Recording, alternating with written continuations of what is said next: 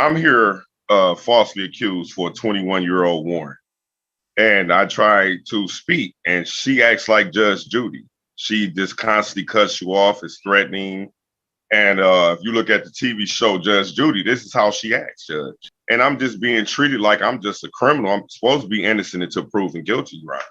And I would like an investigation as to things that's been going on by the prosecutor's office because Kim Worthy and her subordinates are retaliating against me. There's actual proof. But she has an attitude like Judge Judy. She just cuts you off. And I'm just like, so when she kept doing it, this is when I objected and asked her to recuse herself.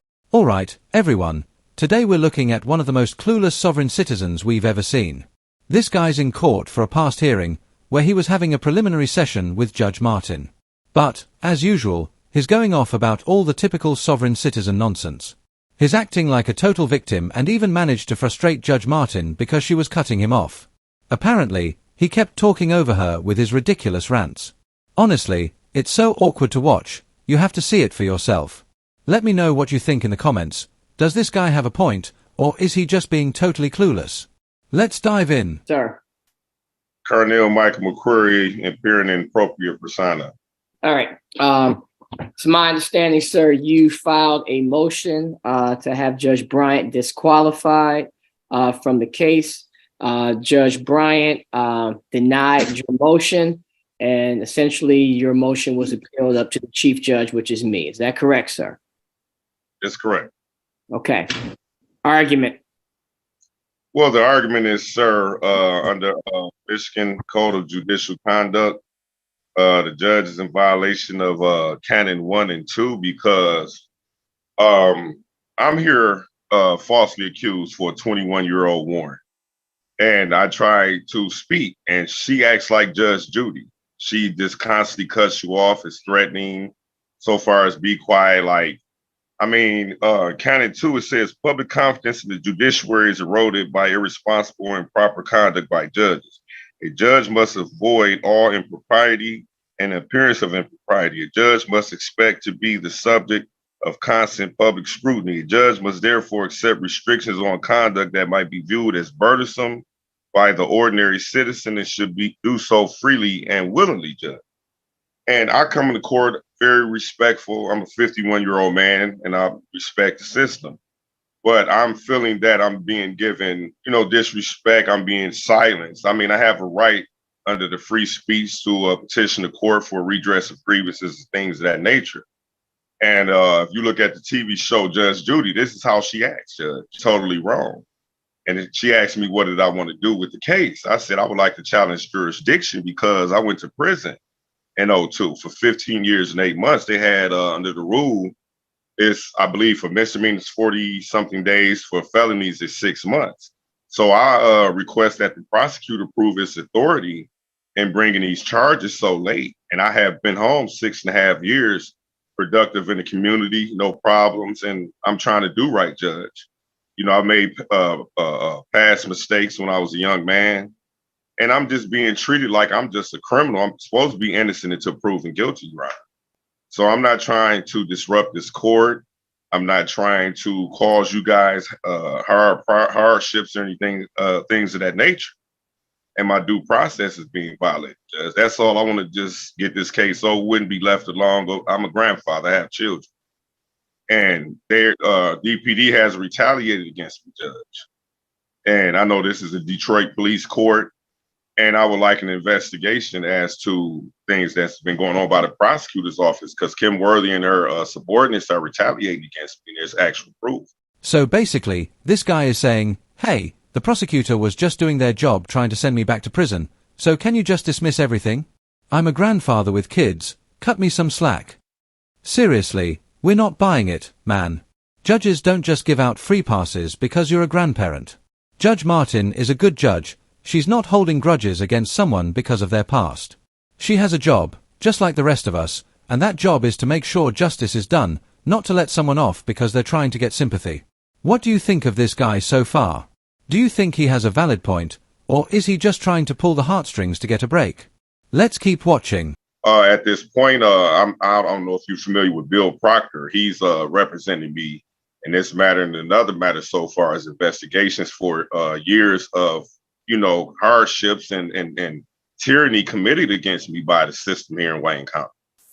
So this is all I want: a fair shake judge, a judge who's going to give me due process and give me what I'm entitled to according to law.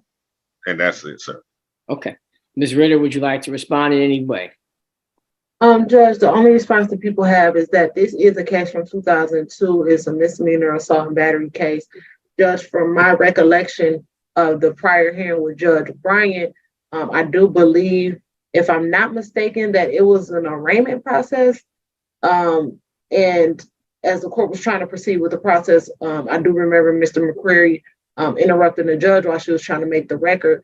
But the people have not gotten to the point where, because Mr. Carnell was disruptive during the proceedings, the people didn't get to the point where there was another pretrial date set where the people could actually see if we're able to move forward on this 2002 case, Judge.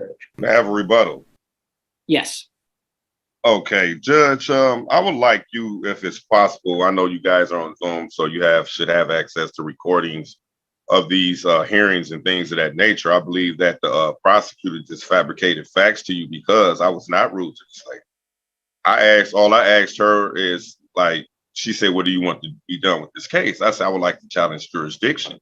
And Michigan and federal law requires once jurisdiction is challenged, it must be proven.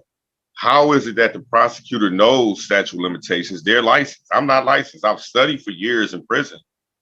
And they don't know that there's a statute of limitations. This is vindictive prosecution because of my complaints against Kim Worthy, Your Honor. And the record will reflect the evidence. And I object to her statements. All right. Court having had a chance to hear the arguments of the moving party, as well as the arguments of the prosecutor. The moving party is asking for a recusal or to have Judge Bryant disqualified based on Michigan Canons 1 and 2, based on that she is biased, as well as is not allowing a person to be able to basically argue their case. The moving party is stating that he wants to challenge jurisdiction and that he was not allowed to do so. The prosecutor is stating that there was only a proceeding at an arraignment and that the prosecution hasn't even got to the point where they have established whether they want to move forward with the case, but that was not allowed to happen because in their view, there was disruption in the court and there was a breakdown. So basically, what I'm hearing is that if this guy had just stayed quiet and let the judge handle things, she probably would have arraigned him, and there's a good chance she would have dismissed the case since it was so old. Seriously, why is this guy even here? What does he think is going to gain by interrupting the judge when she was about to help him by possibly dismissing the case, just because he wanted to challenge her authority? It's like these sovereign citizens make everything harder for themselves than it needs to be. It's honestly hard to even understand. What do you think about this guy? I honestly don't get why he would do this. His case is 22 years old, and knowing Judge Martin, she probably would have dismissed it. But these sovereign citizens always think they're smarter than everyone else, so there must be something else going on. Let's dive back in and see what happens next. The moving party is disputing that. He's saying that I could go to the video or the tapes to dispute that. At this time, the court is not going to make a decision at this point. I am going to pull the tape, pull the transcript. I'm going to make a decision very quickly on this. I'm not going to let this continue.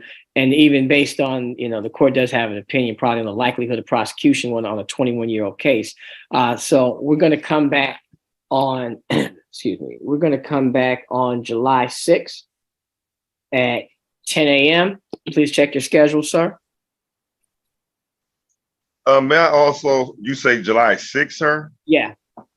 Okay. Yes. May I also, if I may, check your schedule first. Check your schedule to see are you available for that time. I'm available. I'm stuck here on tether, sir. I'm available at any time you guys want me to. Okay. All right. Well, put on your schedule for 10 o'clock on July 6th. Okay, can I say one more thing? If you look at Crampton versus Michigan Department of State 395, Michigan 347 at 351, it says the United States Supreme Court disqualified judges and decision makers without a showing of actual bias in situations where experience teaches that the probability of actual bias on the part of the judge or decision maker is too high to be constitutionally tolerable. And I'm not saying like trying to attack Judge Bryan or whatever else, but she has an attitude like Judge Judy. She just cuts you off. And I'm just like, so when she kept doing it, this is when I objected and asked her to recuse herself. And sir, and again, as the chief judge, I don't have to have a showing of actual bias, but perceived bias, something in the fairness of justice. That is my stand. Yeah, the chief judge is definitely going to have a lot to think about here. Honestly, I bet it'll only take this guy about 2 minutes to realize he was totally in the wrong, acting like a full-on sovereign citizen, interrupting the judge, being rude, and making everything worse. This guy seriously needs to get a grip. That's just not how things work. I'm sure he thinks the judge was biased because she didn't let him off the hook, but he didn't even give her a chance to finish. She probably would have let him off anyway, but now he's just made things worse. Let me know in the comments if you want to see that full video.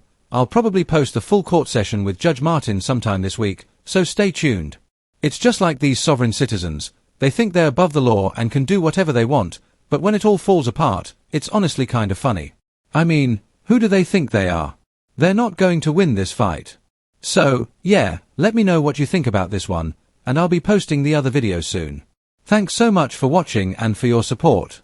Take care, everyone.